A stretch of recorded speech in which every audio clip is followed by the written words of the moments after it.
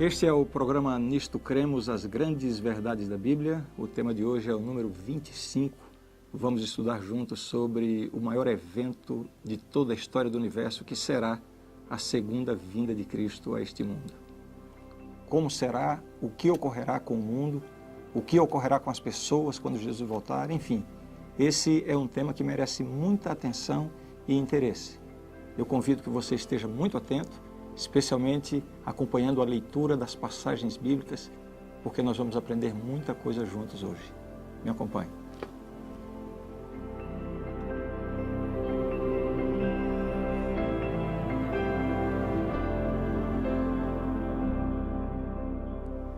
A primeira garantia que nós temos de que Jesus de fato voltará a este mundo é a promessa que ele mesmo fez. Aliás, ele fala sobre o seu retorno inúmeras vezes, mas esta aqui é talvez a promessa mais clara e objetiva que Jesus fez de que ele de fato voltará a este mundo. Vejam a promessa. Jesus disse: "Não se turbe o vosso coração. Credes em Deus, crede também em mim. Na casa de meu pai há muitas moradas. Se assim não fora, eu vou-lo teria dito, pois vou preparar-vos lugar. E quando eu for e vos preparar lugar, voltarei e vos receberei para mim mesmo, para que onde eu estou, estejais vós também." João 14, 1 a 3. Você percebe? Existem muitas outras referências bíblicas afirmando a volta de Jesus. Veja essa aqui no livro de Hebreus. "Assim também Cristo, tendo se oferecido uma vez para sempre para tirar os pecados de muitos, aparecerá segunda vez sem pecado aos que o aguardam para a salvação." Hebreus 9, 28. Vejamos agora algumas informações bíblicas sobre como Jesus virá. Eu convido que você acompanhe atentamente cada um desses textos da Palavra de Deus. Em primeiro lugar, o texto de Apocalipse 1, verso 7, nos mostra que a volta de Jesus será literal e pessoal. "Eis que vem com as nuvens, e todo olho o verá, até quantos o traspassaram, e todas as tribos da terra se lamentarão sobre ele, certamente. Amém."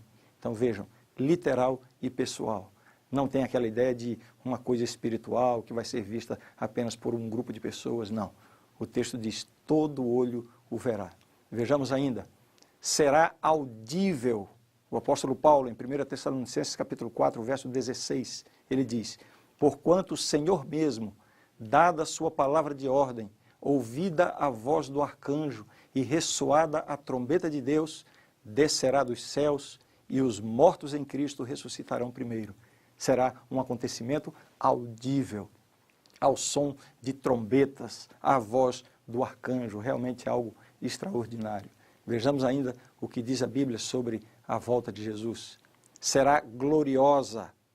No livro de São Mateus, capítulo 16, verso 27, o próprio Jesus dizendo: "Porque o Filho do Homem há de vir na glória de seu Pai com os seus anjos, e então retribuirá a cada um conforme as suas obras." Essas passagens todas refutam completamente a ideia de que Cristo voltará de forma secreta, sem que ninguém veja, a fim de arrebatar secretamente a sua igreja, como alguns pensam. Apocalipse 1,7, que nós acabamos de ler, diz assim: "Eis que vem com as nuvens, e todo olho o verá." Veremos agora o que acontecerá com as pessoas na ocasião da volta de Jesus. Haverá pessoas vivas nesse momento, haverá pessoas que ao longo da história da humanidade já morreram. Dentre esses dois grupos, haverá pessoas que viveram com Jesus, outros que não quiseram saber de Jesus. Afinal, o que acontecerá com as pessoas? Vejamos o que diz a Bíblia. "Então aparecerá no céu o sinal do Filho do Homem. Todos os povos da terra se lamentarão e verão o Filho do Homem vindo sobre as nuvens do céu com poder e muita glória." Palavras do próprio Jesus falando a respeito da sua vinda, um acontecimento extraordinário.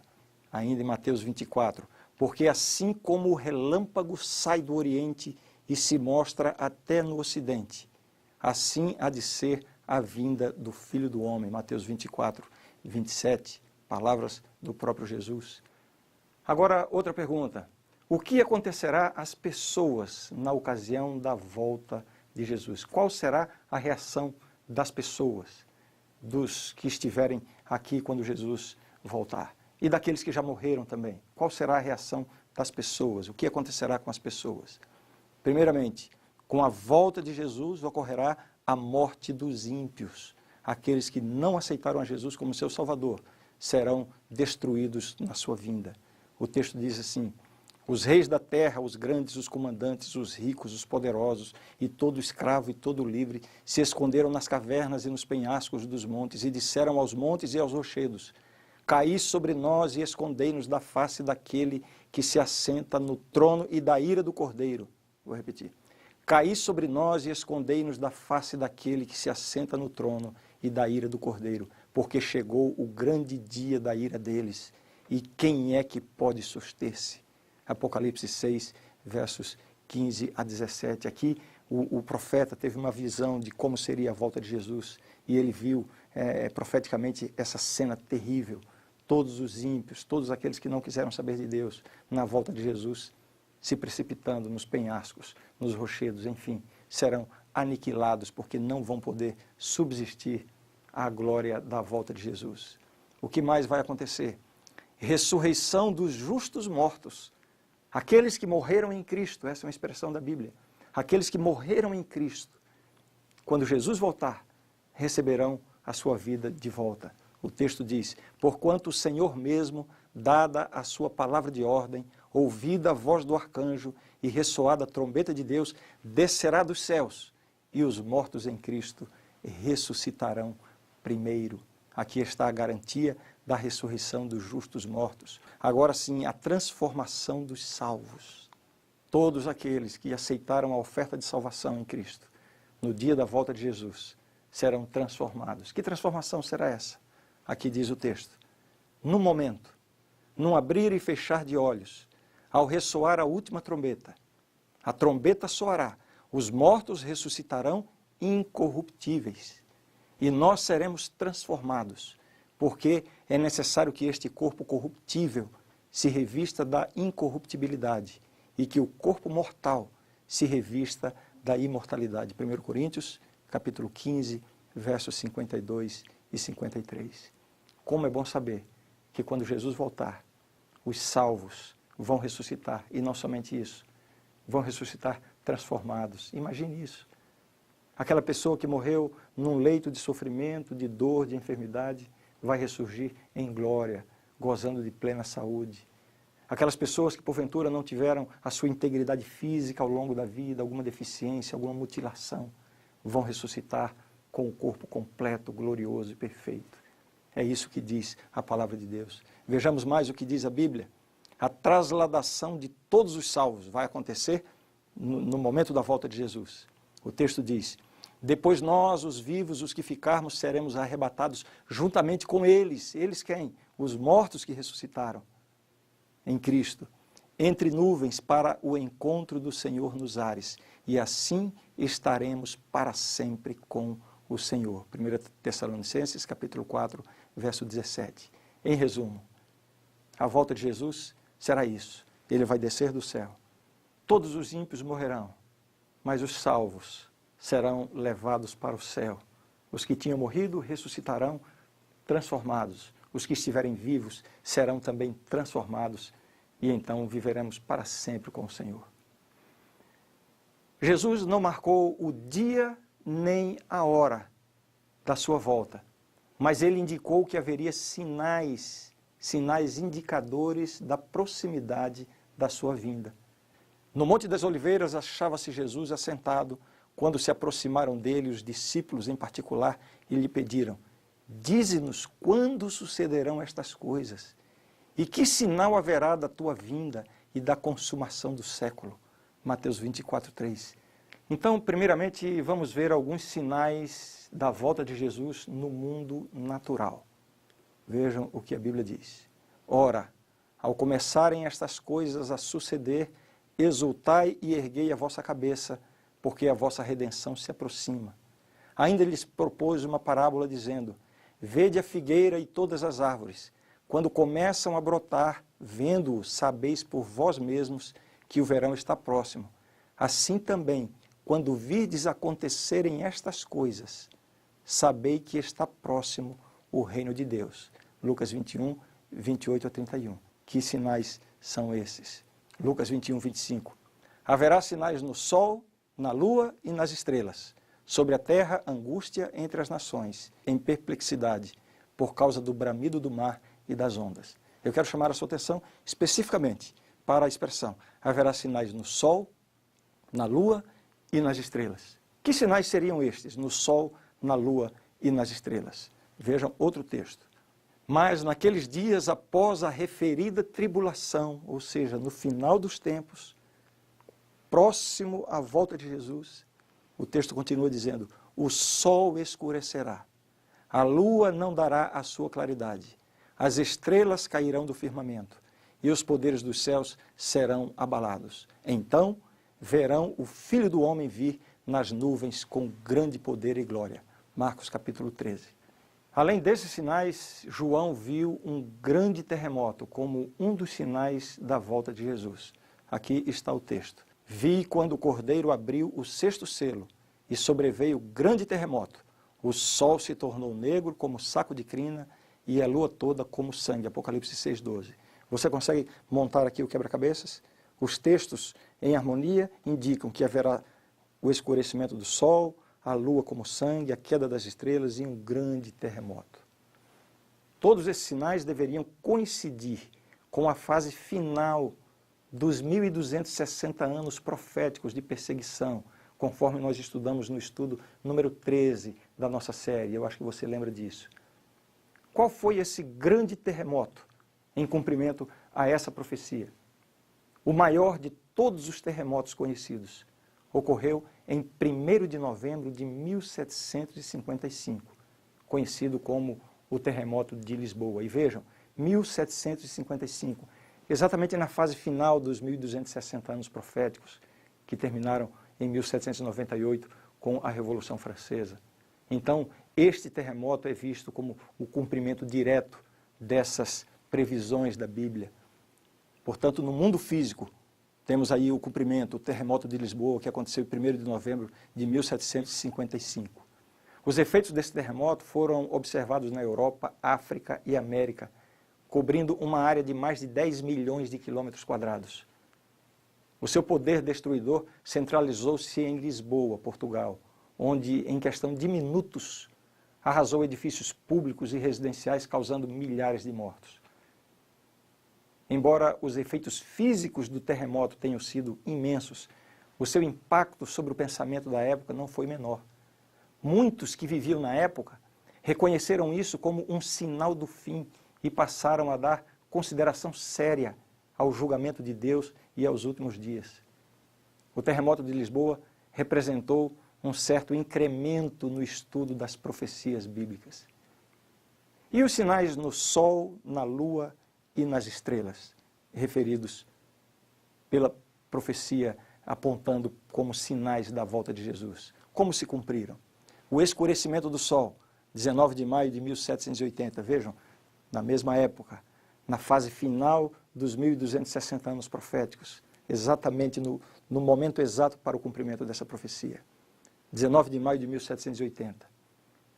Em cumprimento à profecia de Cristo, o dia 19 de maio de 1780 testemunhou uma extraordinária escuridão na porção nordeste do continente americano. Veja só o depoimento de uma testemunha ocular. Ela disse o seguinte: o povo não podia ler caracteres comuns impressos, ver a hora nos relógios, comer ou fazer serviços domésticos sem a luz das velas. Em algumas partes, nem mesmo se poderia ler ao ar livre durante muitas horas.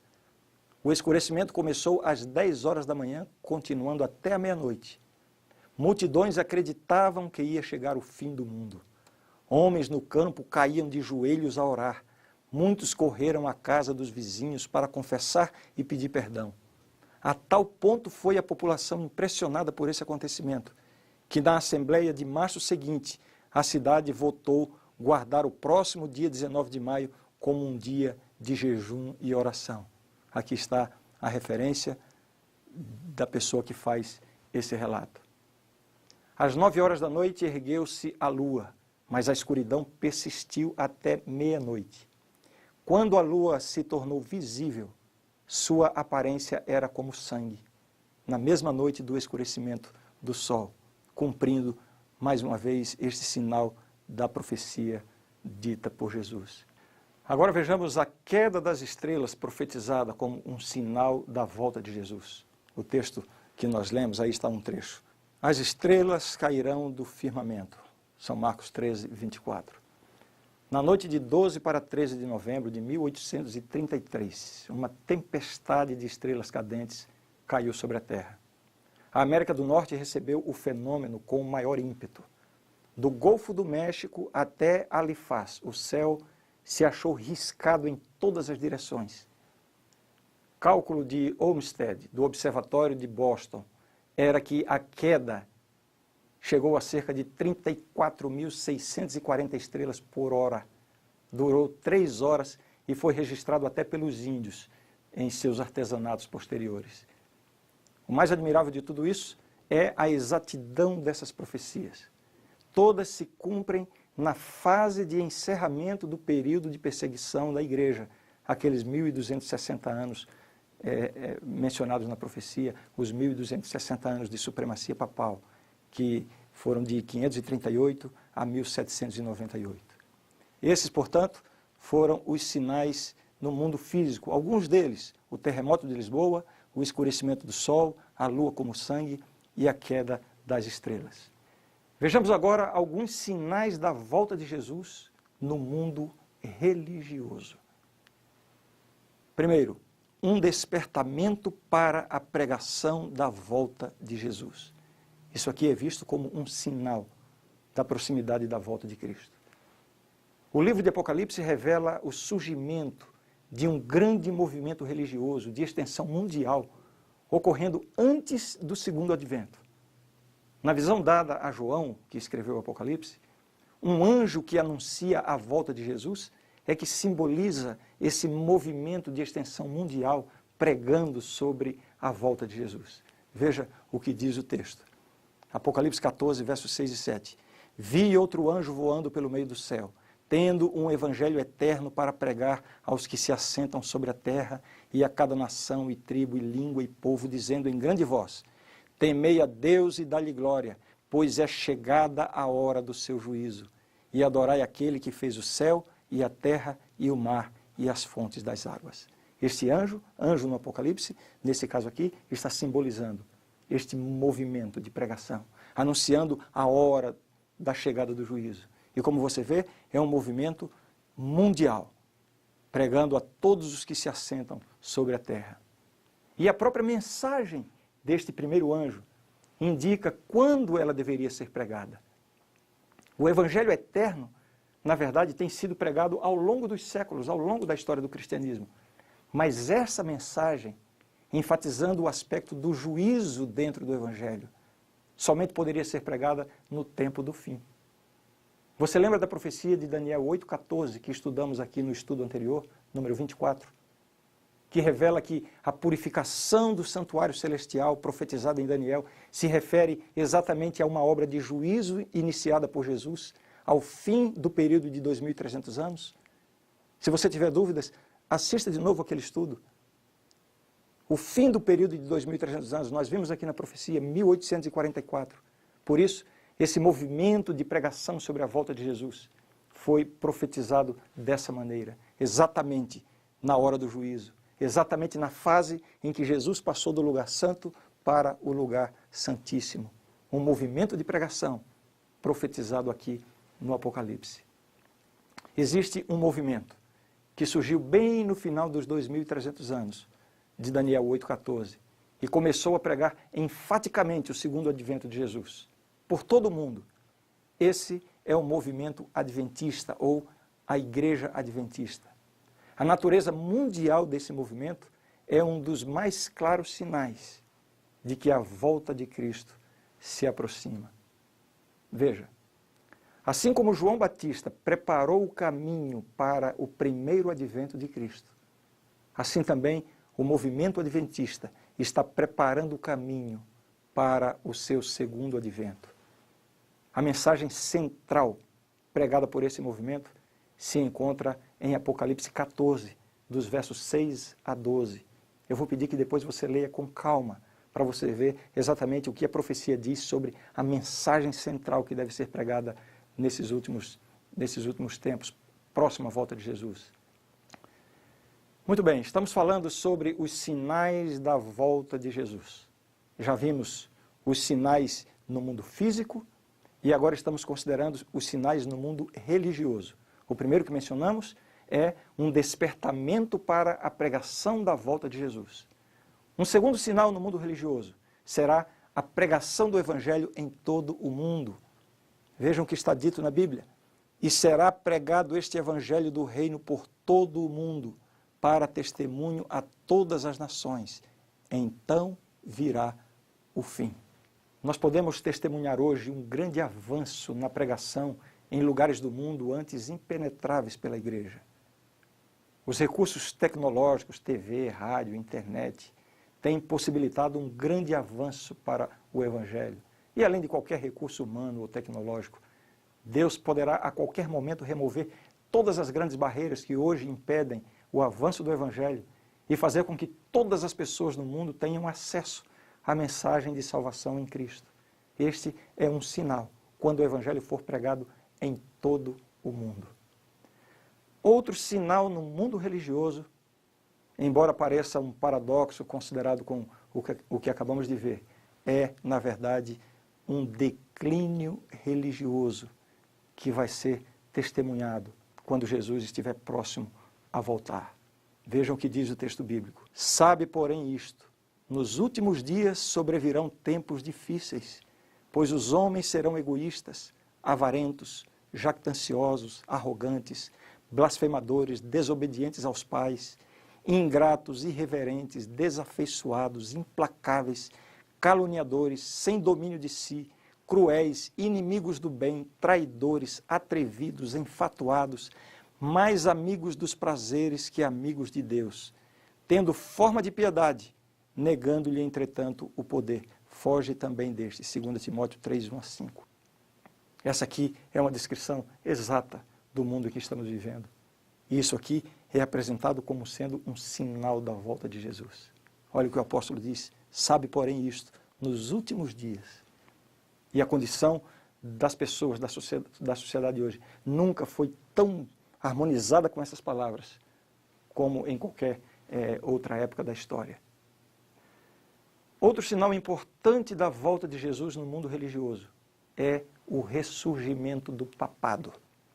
Ao longo dessa série de estudos, nós analisamos várias profecias que apontavam para o período de supremacia papal.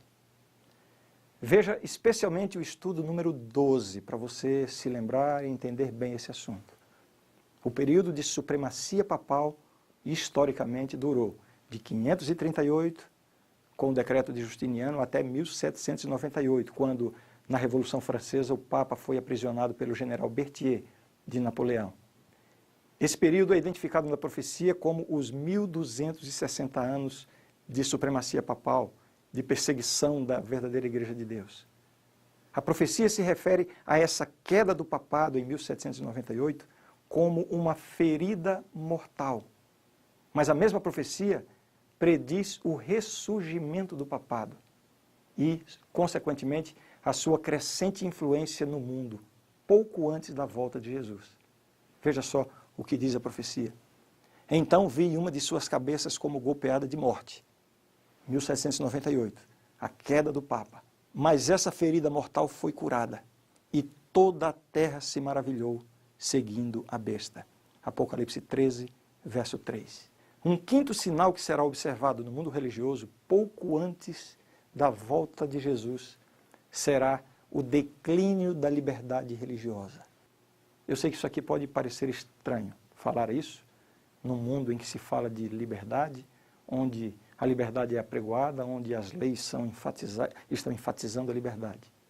O que eu vou falar agora ainda não pode ser plenamente observado no contexto atual, mas é o que vai acontecer em breve.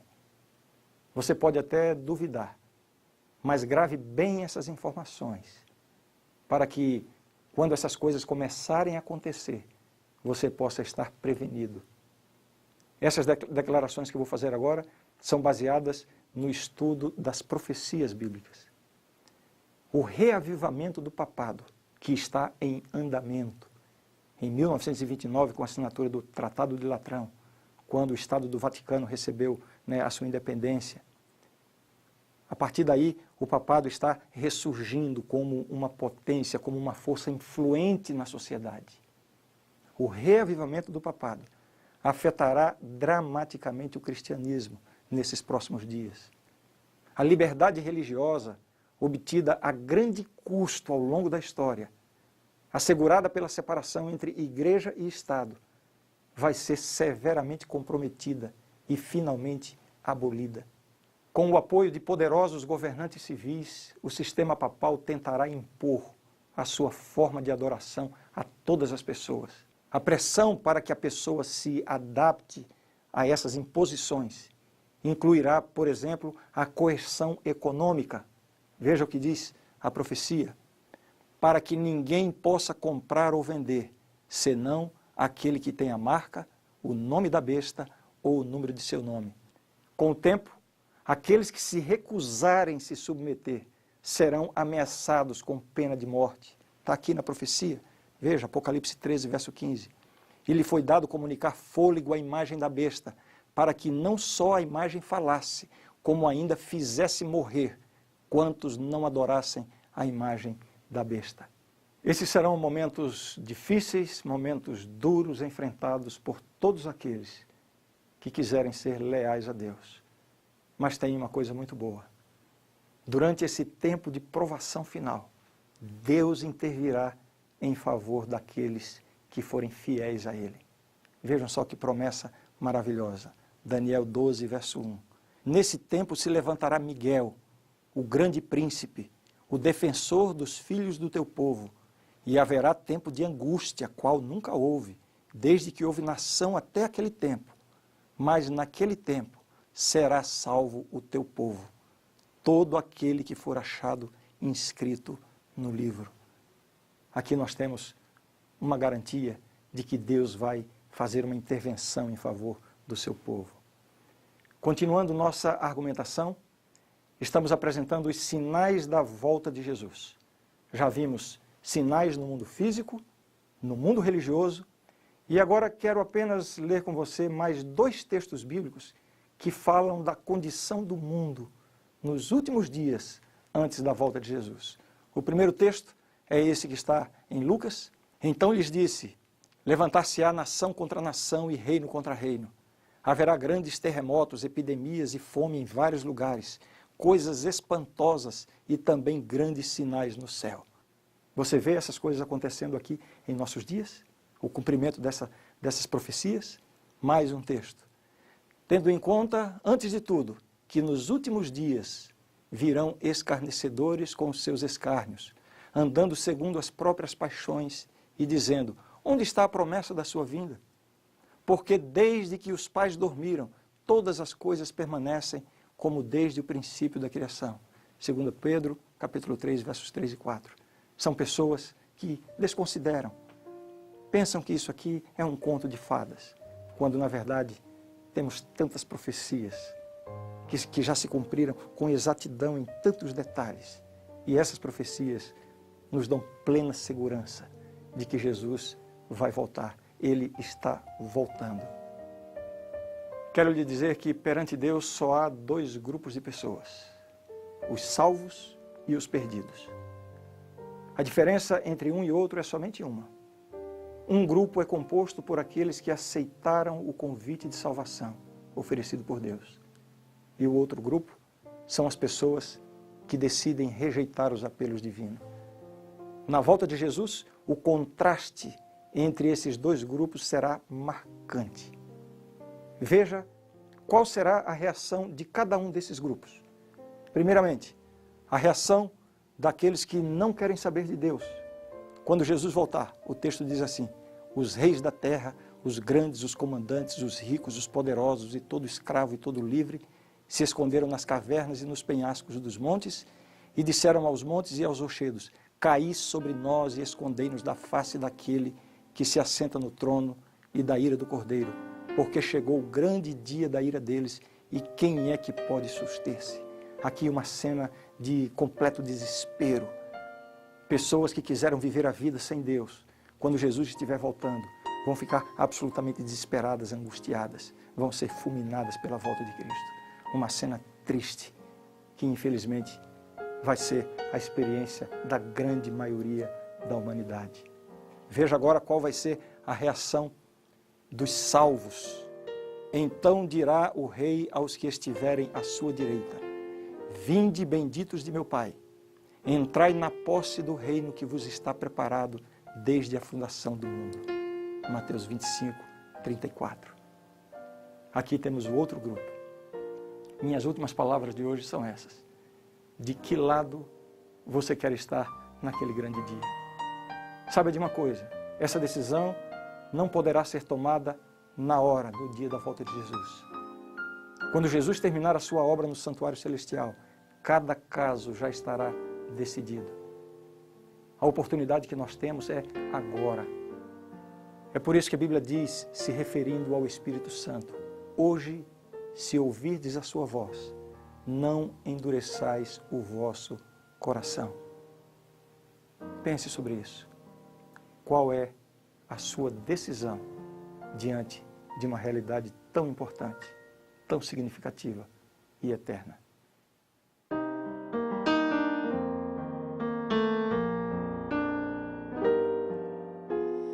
Lado a lado aqui, crendo em seu amor, adorando o Rei, Senhor, avançando em fé, movidos pelo amor, Deus nos acompanhará. Vamos para o céu com mãos e mãos unidas, lado a lado com Jesus. Nós vamos para o céu cantar canções em coro, eu e você vamos lá. Joias somos nós, da pedra angular, fazendo o mundo ver quem é Jesus.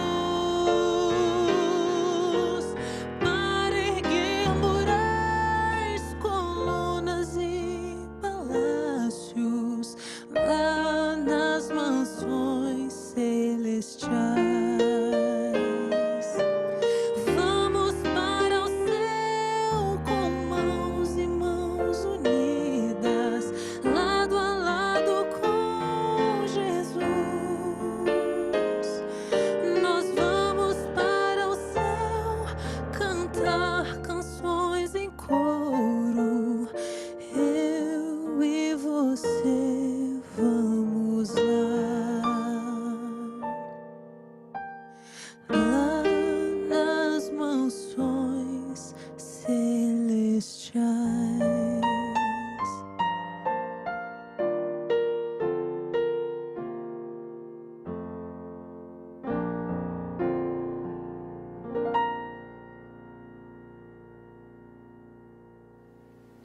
A grande verdade do estudo de hoje é esta: a segunda vinda de Cristo é a bendita esperança da igreja, o grande ponto culminante do Evangelho. A vinda do Salvador será literal, pessoal, visível e universal.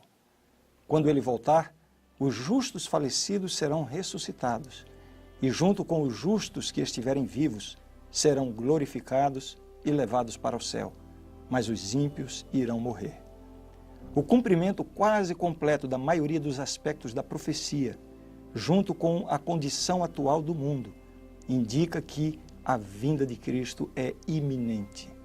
O tempo exato desse acontecimento não foi revelado e somos, portanto, exortados a estar preparados em todo o tempo. Esta é a verdade e eu creio nisto. O próximo tema será dos bons. o que a Bíblia ensina sobre a morte e a ressurreição. Por favor, não morra antes do nosso próximo estudo. Até lá!